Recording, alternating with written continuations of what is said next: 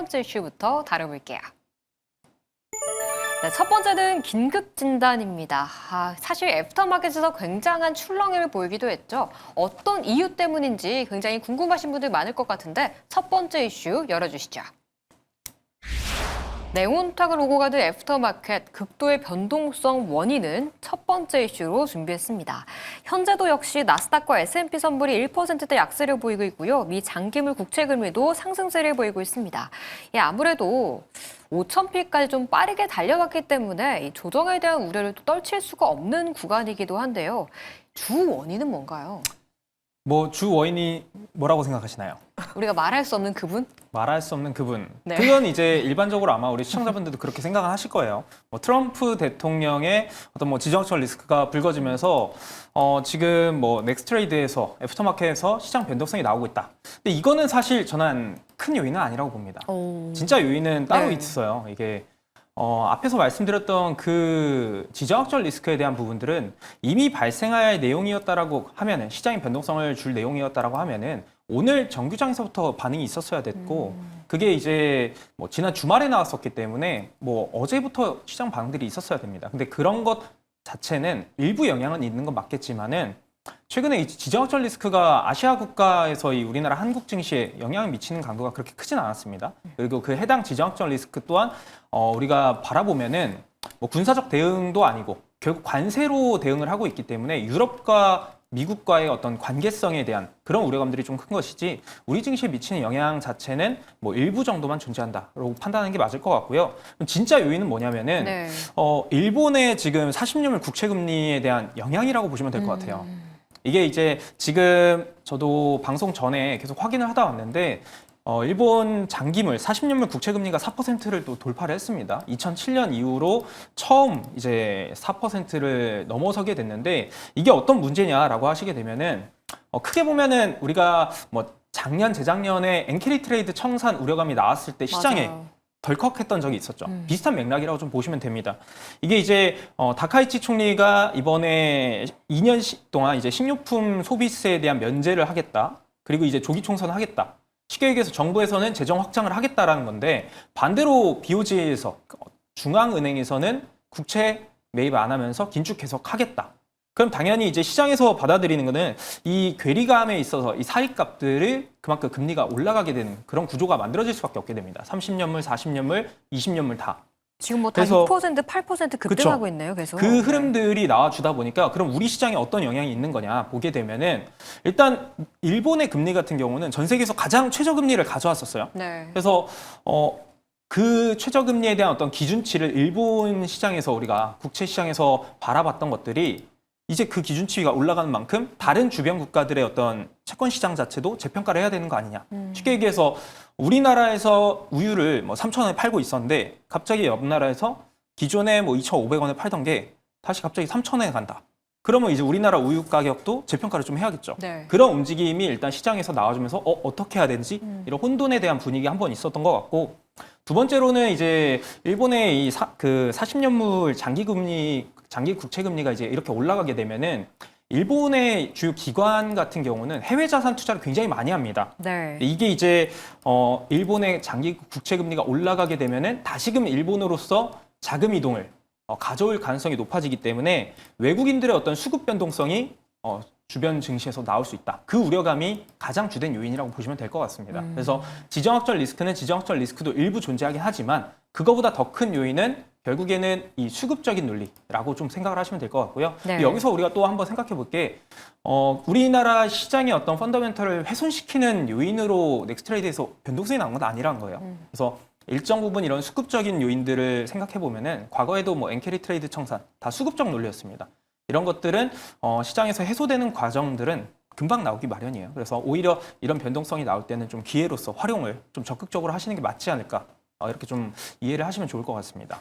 주말부터 반복되고 있는 좀 미국발 리스크라고 보기보다는 오히려 일본발 수급 영향에 더 우리 시장이 흔들렸다라고 좀 얘기를 해주시면서 조정은 기회다라고 좀 말씀을 주셨는데 팀장님도 오늘의 흔들림은 기회로 봐야 된다고 보시나요?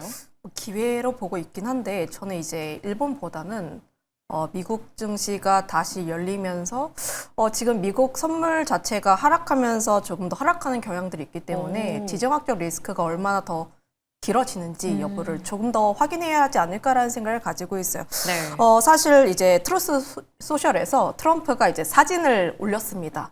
이제 그린란드 땅에 이제 미국의 성기 그러니까 국기를 꼽는 그런 모습을 이제 SNS에다 홍보를 하는데 결국 그런 내용들이 나오면서 이제 미국 증시가 열리고 또 이제 트럼프가 무슨 이야기를 할지 이런 점들을 감안을 하면 저는 이제 지정학적 리스크에 의해서 조금 더 변동성이 커지지 않았나라는 생각을 가지고 있어요. 결국 관세에 대한 내용들이 나오는데 지금 유럽 같은 경우에는 미국 쪽에 대한 자산이 굉장히 많습니다. 국채도 네. 많고 주식도 많은데 지금 유럽 같은 경우에는 지금 관세할 거야? 그러면 나도 너네 거 팔아버릴 거야. 이런 식으로 대응을 하고 있어요. 그러면 당연히 달러 같은 경우에는 이제 변동성이 커질 수밖에 없는 흐름들이고 미국 증시가 당연히 흔들리게 된다면 우리 증시 같은 경우에는 흔들림이 크게 나올 수밖에 없습니다. 당연한 수순이에요. 미국 증시가 흔들리는데 우리 증시가 버틸 수가 없기 때문에 결국은 이제 오늘 밤에 미국 증시에서 나스닥이 마이너스 2%에서 얼마나 잘 회복해 주는지 여부가 다음날 증시의 되돌림이 일부 나올 수 있지 않을까라는 생각을 가지고 있어서 결국은 가장 중요한 건 오늘 시장 미국의 흐름들을 잘 살펴보자. 라는 생각들을 가지고 있고요. 만약에 이제 지정학적 리스크가 조금 더 불거지고 미국 증시에서 뭐 원자재, 리튬이라든지 휘토류 관련 종목군들, 뭐 MP 머티리얼즈 이런 종목군들이 강하게 움직인다면은 다음 날 그런 종목군들을 잘 살펴봐야겠죠. 아무래도 그런 부분들에 있어서 시장에 출렁거림이 나왔으면은 우리 증시에도 다음 날에 연결되는 부분들이 있다 보니까 이런 종목군들을 우리가 조금 더 살펴볼 필요는 있다. 다만 지금 도망가야 할 땐가를 네. 보게 되었을 때 사실 이제 일정 라인대를 긋고 대비는 약간 할 필요는 있다라는 생각을 갖고 있어요. 네. 사실 이제 서로 언론 플레이를 한 겁니다. 어떻게 보면은 미국도 이제 항상 트럼프가 하는 게 일단 말은 굉장히 세게 하고 조금씩 뒤로 갔다가 협상은 유리하게 하는 그런 형태를 띠고 있긴 한데 유럽도 지금 이런 상황에서 바로 꼬리를 내릴까라는 생각을 한다면은 이거는 정말 단기간에 끝날지 장기로 갈지는 조금 더 필요는 있다라는 생각을 가지고 있어요. 그래서 지금 자리에서 너무 대응을 안 하시기보다는 일부만 현금화를 하자. 그리고 다시 한번 그 현금화한 부분들을 보게 되었을 때 그 자리 라인대 그러니까 내가 일정 라인대를 돌파하게 되었을 때 그 자리를 다시 한번 돌파하게 된다면 그때 내가 현금화한 부분들에서 50%에서 한 60% 정도는 다시 매수를 하는 겁니다. 보통 사람들이 많이 이제 읽는 이유가 떨어질 것 같아서 팔았어요. 그런데 그 자리를 다시 한번 돌파하고 올라가면은 못 삽니다. 네. 그래서 보통 그 가격 라인대를 설정을 하고 다시 한번 매수하는 연습도 해보시는 게 좋지 않을까라는 의견도 드리도록 하겠습니다. 오히려 시은 팀장님 의견으로는 미국과 유럽 간의 노이즈가 조금 더 길어질 가능성도 있기 때문에 어느 정도는 또 수익화하는 것도 좋겠다라는 좀 의견이었는데요. 그러면 이제 유럽과의 네. 갈등 이야기를 해보자면 네. 이 전문가님은 유럽 쪽이랑 갈등은 더 이어질 거라고 보시나요? 아니면 그래도 단기에 좀 마무리될 거라고 보시나요? 갈등은 이어질 겁니다. 이 갈등이 이어지는 이유는 너무 간단해요. 결국 또 그분 트럼프 대통령의 이 올해 어떤 스탠스를 계속 취할지를 보면은 올해 트럼프 대통령의 머릿속에 가장 중요한 거는 11월에 있거든요. 중간 선거가 있습니다. 네. 중간 선거 때까지 지지율을 끌어올려야 되는 건데 이번 연초에 베네수엘라를 공격했던 이유도 결국에 그 끝단에 보게 되면 목적 자체는 지지율을 올리고 중간 선거 가져가겠다의 핵심이 있거든요.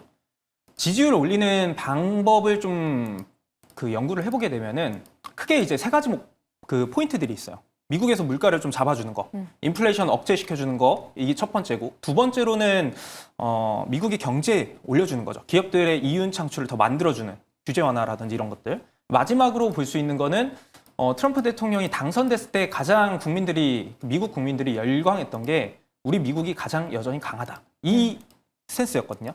근데 베네수엘라를 이제 공격했었던 그 마두로 대통령을 체포했던 그 포인트는 결국에 베네수엘라가 가지고 있는 원유 공급망입니다. 전 세계에서 가장 많은 공급망을 가지고 있고 그걸 통해서 보게 되면은 지금 브런트유 기준으로 한 60불에서 50불 정도로 10불 정도 떨어지게 되면은 미국이 원하는 소비자 물가 지수 2% 초반대까지 만들 수가 있게 됩니다. 물가 잡는 거고. 그 다음에 앞에서 말씀드렸던 그 기업들의 이윤 창출, 베네수엘라 재건과 석유에 대한 어떤 기업들 이윤 창출을 만들어줄 수 있고.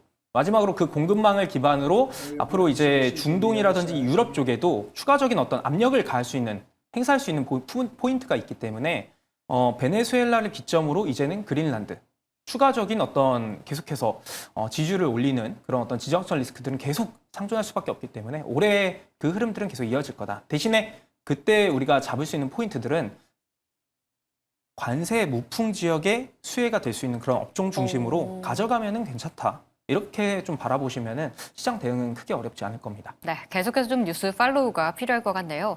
근데 또 오늘 이르면 오늘 새벽에 또 관세 판결이 나온다는 내용이 있더라고요.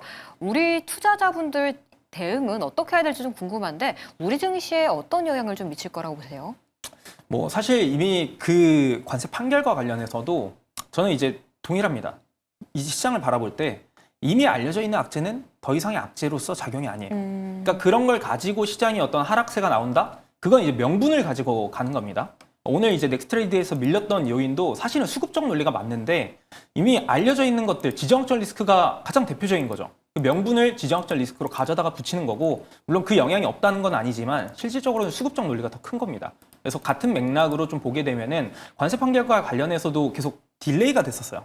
시장이 어느 정도 최악의 상황을 예상하면서 학습 효과를 좀 보여줬기 때문에 만약에 우리가 예상하는 좀 부정적인 시나리오로 흘러간다라고 해도 그 영향으로 인한 시장 충격은 좀 제한적이고 실제로 시장 충격은 좀 수급적 논리가 좀 더 맞다.